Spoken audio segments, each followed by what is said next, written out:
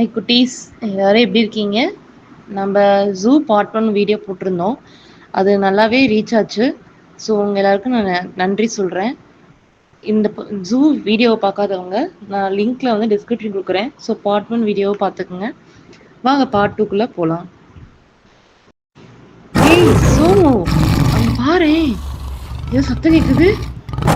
ஆமாம், ரொம்ப பயங்கரமான சத்தமாக இருக்கு. ஆமா, அது என்ன சத்தம்? ஆஹா, புலி. ஆமா, அது புலிதான். ஆமா குட்டீஸ், அது புலிதான். ஆனா அதுக்கு புலிக்கு பேரு பெங்கால் டைகர். இது நம்ம இந்தியாவில் அது சுத்தி உள்ள பகுதியில் தான் அதிகமா இருக்கும். என்னது, பெங்கால் டைகரா? ஆமா, இந்த பெங்கால் புலிகள் மிகவும் சிறப்பு வாய்ந்தவை. அதை பத்தி நம்ம பார்க்கலாம் வாங்க. இந்த பெங்கால் டைகருடைய சயின்டிஃபிக் நேம், அதாவது அறிவியல் பெயர் பேந்தீரா டைக்ரிஸ்ன்னு சொல்றாங்க. இது நான் முன்ன சொன்ன மாதிரியே நம்ம இந்தியாவில் தான் அதிகமா இருக்குது. உதாரணத்துக்கு சுந்தர்பன்ஸ், மத்திய பிரதேசம், ராஜஸ்தான், மேற்கு வங்காளம் மற்றும் வங்காளம் அதன் சுற்றியுள்ள பகுதிகளில் அதிகமாக இருக்குது.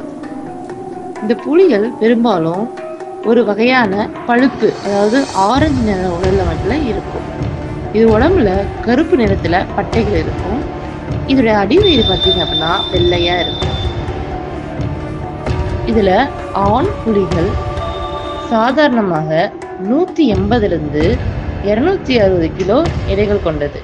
இதே பெண் புலிகள் 100 160 கிலோ வரைக்கும் எடைகள் கொண்டதா இருக்கும். இதனுடைய நீளம் 8 10 அடி வரை இருக்கும். இதனுடைய கண்கள் மிகவும் கூர்மையாக இருக்கும். இரவு நேரத்தில் பார்க்கும் திறன்கள் உடையவதாக இருக்கும். இதனால இது இரவுல நல்ல மாதிரியா வேட்டையாடும். இதனுடைய பார்வை மிகவும் அற்புதமாக இருக்கும் இரவு நேரங்கள்ல. அப்புறம் இந்த புலி வந்து ஒரு கார்னிவரஸ், அதாவது மாமிசத்தை உண்ணக்கூடிய விலங்கு. இத பிரெடேட்டர்னு சொல்லுவாங்க, அதாவது வேட்டையாடுதல்ல சிறப்பு வாய்ந்தது. இது தான் உணவை அதிகமா வேட்டையாடி தான் உண்ணும். இது மாடு, காட்டு பன்றிகள், வரிக்குதிரைகள், மான்கள், குரங்குகள் போன்ற விலங்குகளை வேட்டையாடி உண்ணக்கூடியவை.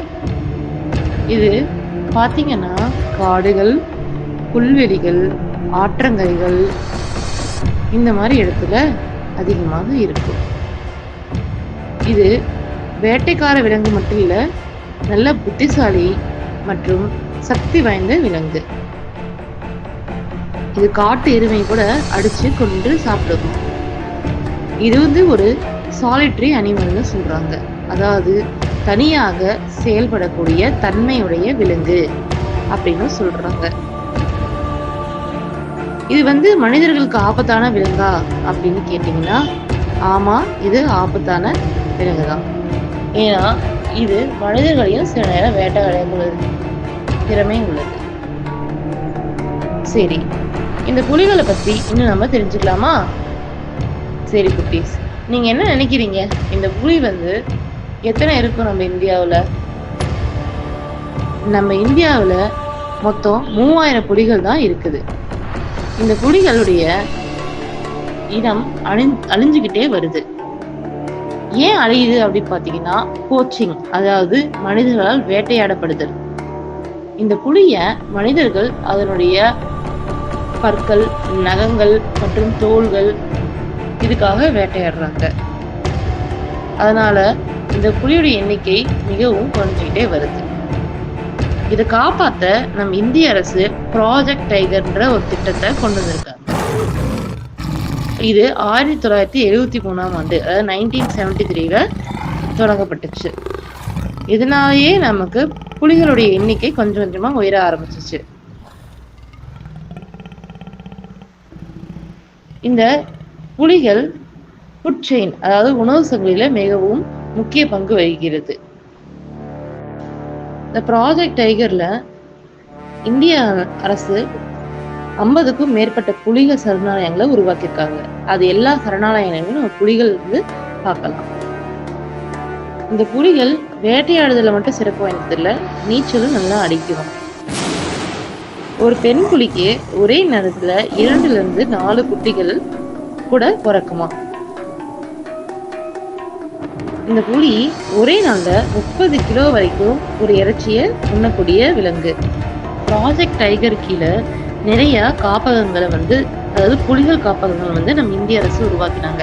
அதுல சில முக்கிய புலிகள் காப்பகம் வந்து பாத்தீங்க அப்படின்னா ஜிம் கார்பெட் டைகர் ரிசர்வ். இது எங்க இருக்கு அப்படின்னா உத்தரகாண்ட்ல இருக்கு. 2வது ரத்தம்போர் டைகர் ரிசர்வ். இது வந்து சிறந்த சுற்றுலா பகுதியாக இருக்குது. இது வந்து ராஜஸ்தான்ல இருக்கு. Kanha tiger reserve. இது வந்து எங்க இருக்கு அப்படின்னு பார்த்தீங்கன்னா மத்திய பிரதேசத்துல இருக்கு. இதுல புலிகள் மட்டும் இல்ல, பைசன், மான் போன்ற விலங்குகளும் காணப்படும். இன்னொன்னு சொல்ல போனா இது வந்து ஜங்கிள் புக் அப்படின்னு சொல்லிட்டு நம்ம எல்லாருக்கும் பிடிச்ச ஒரு புக் இருக்கு. அந்த கதையை எழுதுறதுக்கு உதவியாக இருந்தது இந்த கன்ஹா டைகர் ரிசர்வ், அதாவது கன்ஹா புலிகள் காப்பகம். பந்தவ்கர் புலிகள் காப்பகம், பந்தவ்கர் டைகர் ரிசர்வ், இது எங்க இருக்கு பாத்தீங்கன்னா மத்திய பிரதேசத்துல இருக்கு. சுந்தர்பன்ஸ் டைகர் ரிசர்வ், இது வந்து பாத்தீங்க அப்படின்னா எங்க இருக்குன்னா வெஸ்ட் பெங்கால்ல இருக்கு. இதுலயும் வந்து நீர்ல மிதக்கக்கூடிய காட்டு பகுதிகள் அதிகமாக இருக்கும். அப்ப இங்க நம்ம அதிகமா நீச்சல் அடிக்கக்கூடிய புலிகளை பார்க்கலாம். இன்னொன்னு வந்து பாத்தீங்கன்னா பெரியார் டைகர் ரிசர்வ், இது வந்து கேரளால இருக்குது. இது வந்து காடுகள், மலைகள் இது அதிகமாக இருக்கக்கூடிய இடம். அங்கேயும் புலிகள் காப்பகம் இருக்கு. அடுத்தது வந்து பாத்தீங்கன்னா நாகர்கோல் டைகர் ரிசர்வ், நாகர்கோல் புலிகள் காப்பகம். இது இங்கேயும் வந்து புலிகள் வந்து மற்ற விலங்குகளோட கலந்துருக்கு ஒரு தேசிய பூங்காவா அமைச்சிருக்காங்க. அடுத்தது முதுமலை புலிகள் காப்பகம், முதுமலை டைகர் ரிசர்வ். இது எங்க இருக்கு? நம்ம தமிழ்நாட்டுல இருக்கு, நீலகிரி மாவட்டத்துல இருக்கு. இது வந்து பாத்தீங்கன்னா முழுக்க முழுக்க மலைகள்ல இருக்கக்கூடியது. இப்ப இந்த புலிகள் வந்து அழிஞ்சுக்கிட்டே வருது. இதை நம்ம பாதுகாக்க வேண்டியது நம்ம கடமை. ஸோ நம்ம வந்து நம்ம இந்தியாவிற்கு புலிகளை காப்பாற்ற உதவலாம். அது என்ன கருப்பு நிறமா இருக்குது? ஆமா, என்னமோ மரம் மேல இருக்க மாதிரி இருக்கு. ஆஹா, இது என்னது? இது பார்க்க கரடி மாதிரி இருக்கு. நிகங்கள்லாம் என்ன இவ்வளவு கூர்மையா இருக்கு? ஆமா ஆமா, அது கரடிதான். ஆமா குட்டி பசங்களா, அது கரடிதான். அதுக்கு பேரு இந்தியன் ஸ்லோத் பியர்னு சொல்லுவாங்க. அது நம்ம இந்தியால பண்ணக்கூடிய ஒரு வகையான கரடி உயிரினம். இது மற்ற கரடிகளை போல குளிரான இடங்கள்ல வாழ்பவை அல்ல. இது நம்ம நாட்டுடைய தட்ப வெப்பத்துக்கு ஏத்த மாதிரி தன்னுடைய உடலமைப்பை வச்சு வாழக்கூடிய ஒரு கரடி வகையாகும். இதனுடைய அறிவியல் பெயர் வந்து மெலரஸ் யூரினஸ் அப்படின்னு சொல்றாங்க. இது அதிகமா மத்திய மற்றும் தென்னிந்திய வனப்பகுதிகளில் அதிகமாக காணப்படுது. முக்கியமா மத்திய பிரதேசம், கர்நாடகா, தமிழ்நாடு, ஒடிசா போன்ற இடங்கள்ல அதிகமாக காணப்படுகிறது. இந்த மாதிரி இது வெப்ப நிலைக்கு ஏற்ற மாதிரி இதை மாத்தி கொள்றதுனால இதை நெருப்பு கரடி அப்படின்னு சொல்லுவாங்க. இதனுடைய உடலமைப்பு எப்படி இருக்கும் அப்படின்னா மிகவும் மெல்லிய கருப்பு நிறமான உடலமைப்பை கொண்டிருக்கும். இதுக்கு நீண்ட முடிகள் இருக்கும். உதடு ரொம்ப நீளமா இருக்கும். நகங்களும் நீளமா இருக்கும்.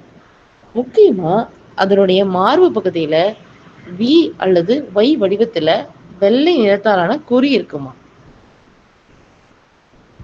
ஆண் கரடிகள் சாதாரணமாக 80 to 140 கிலோ எடை வரைக்கும் இருக்குமா. பெண் கரடிகள் வந்து இதை விட சற்று குறைவாகவே இருக்குமா. இது வந்து ஒரு ஆம்னிவரஸ் விலங்கு, அதாவது தாவரம் மற்றும் பிற உயிரினங்களை உண்டு வாழக்கூடிய விலங்குன்னு சொல்றாங்க. இது தேன் மற்றும் மற்ற தாவரங்களையும் சாப்பிடுமா. அது மட்டும் இல்லாம இது மீன்கள் போன்றவற்றையும் சாப்பிடுமா.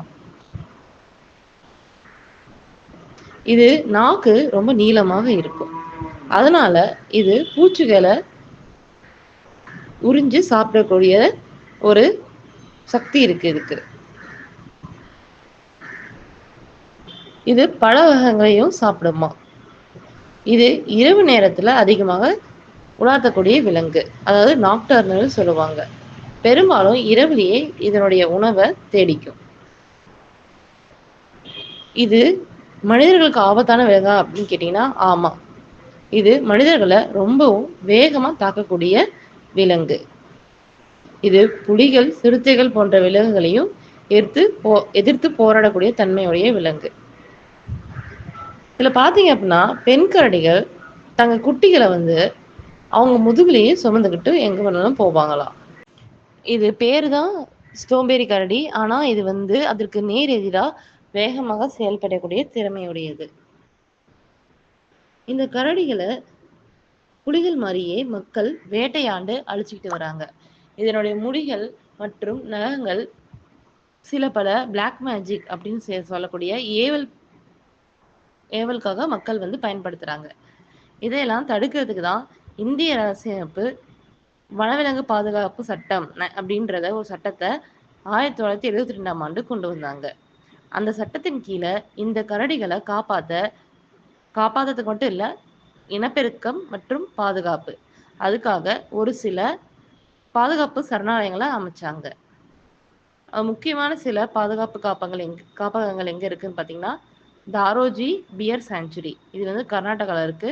Wild life SOS bear rescue centre, இதுவும் மத்திய பிரதேசத்துல இருக்கு. சாத்புரா டைகர் ரிசர்வ், இது மத்திய பிரதேசத்துல இருக்கு.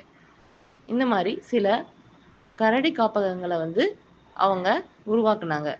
இந்த கரடிகளை இன்னும் காப்பாத்திட்டு வராங்க. இதனுடைய எண்ணிக்கை மிகவும் குறைவுதான் புலிகளை விட.